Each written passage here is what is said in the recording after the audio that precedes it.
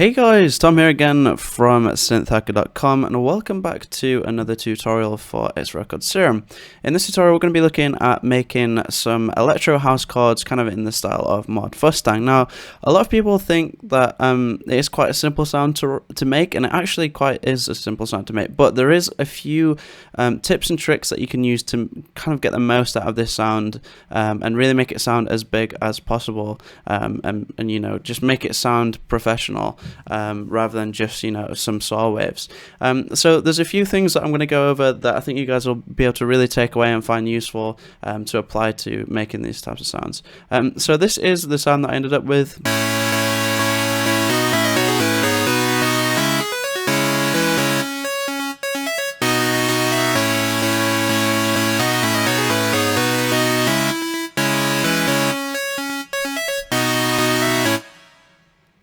So you can hear it's really fat sound, really just, you know, takes up a really broad frequency spectrum, absolutely awesome type sound. And it's really satisfying, you know, playing this sound with chords. You know, it just sounds so big and bright. And yeah, there's a lot of things, a lot of tips and tricks that you can use to get the most out of this type of sound, like I said. So what we're going to do is just simply initialize the preset to begin with.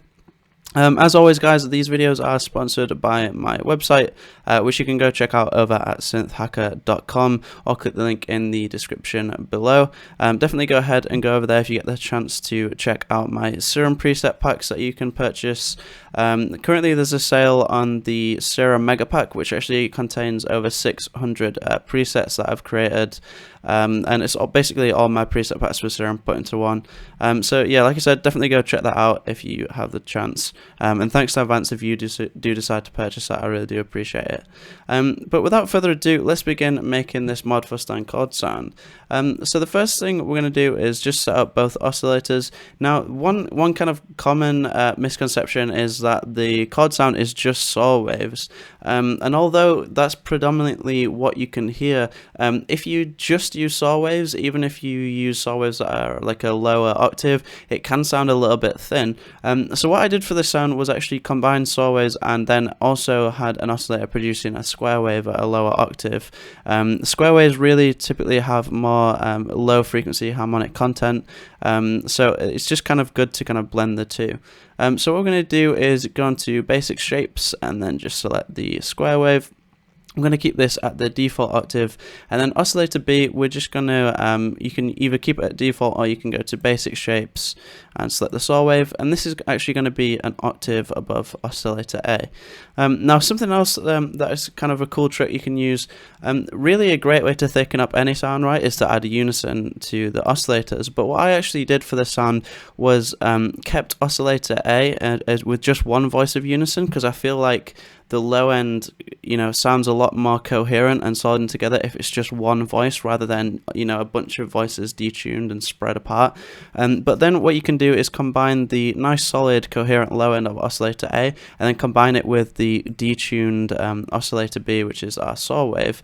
So far we just have this, which already sounds great, but I'll just show you, if you detune oscillator A, it loses a lot of the solid low end.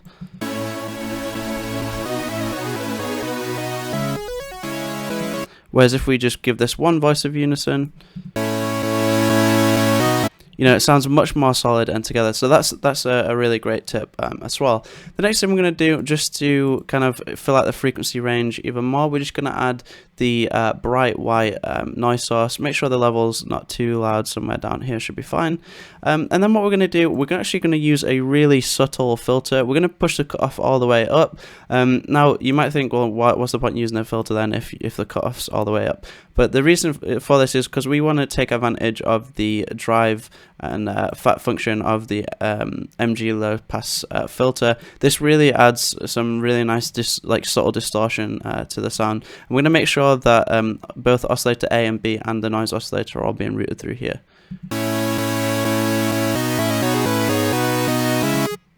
The next thing we're going to do is just set up our amplitude envelope. We're going to bring the sustain down a little bit and also curve this envelope. So we've just got a bit of noticeable attack at the start of the sound, and also a bit of release. The reason for this is if we have the sustain all the way full, you don't really get the impact of the notes actually being pressed, but at the same time we want the sustain level to be high so that you know, if you hold down a chord, it's not going to like drop in amplitude over time. We want it to stay really consistent. So then we get this.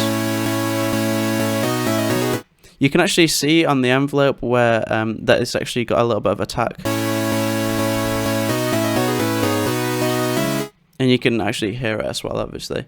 The next thing we're going to do is just set up a really subtle LFO. I'm talking like about 5 points of fine tuning. This just to kind of detune the oscillators a bit and just to kind of thicken the sound up even more. We're going to use the not BPM. We're going to use the just frequency measurement for this. And this is down to personal preference. If you want them really detuned, more analogy, you can do that. It's completely up to you, and just completely personal preference, really. The next thing we're going to do is just dive into the effects section. We're going to really thicken the sound up here using the hyperdimension effect. We're going to use both parts of this effect plugin. We don't want it to be too extreme though, so we're just going to bring the mix down a little bit. And then we're going to boost the mix on the dimension expander and bring the size down as well. You can hear that really kind of thickens the sound up. The next thing we're going to do is add even more distortion. We're just going to push the drive a little bit, just over halfway, and bring the mix amount right down.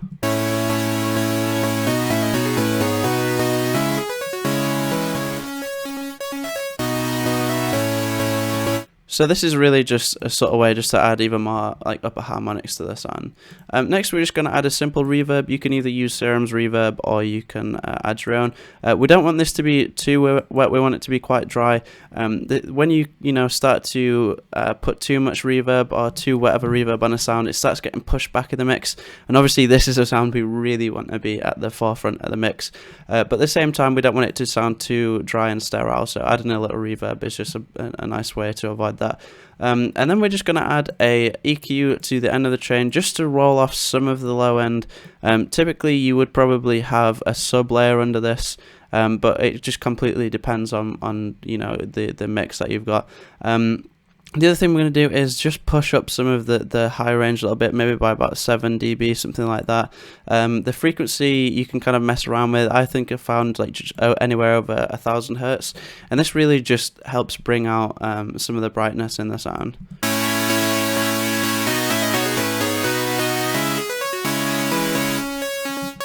Again, that's personal preference. You don't want to push it too much, otherwise it's going to be uncomfortable to listen to. It's kind of like a fine line though with this sound, because you want it to be really upfront and in the listener's face, but at the same time you don't want to like damage someone's hearing. So just make sure that the gain's not too much. You just really want to mess around with this until you find something that you think sounds alright.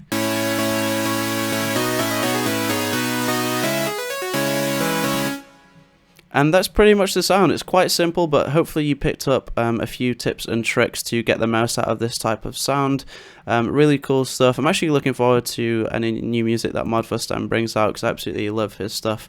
But yeah, really cool sound. Hopefully you got a lot out of this, especially if you're into this kind of style and electro house and stuff. If you have any comments or questions, feel free to leave them down below. Any suggestions for future tutorials as well, definitely leave those down below, because I'm always looking for new ideas for tutorials. If you haven't already, definitely subscribe to the channel to stay up to date with new tutorials that I bring out all the time. For Serum and other synths as well. And again guys, if you haven't already, go ahead and check out my website over at synthhacker.com, or click the link in the description below to check out my presets for Serum and other synths as well. I think you find those really useful. And yeah, again, thanks in advance if you decide to purchase that. It really helps support me and the channel, and also you get your hands on some nice presets. So yeah, thanks a lot for watching guys, and I'll see you in the next video.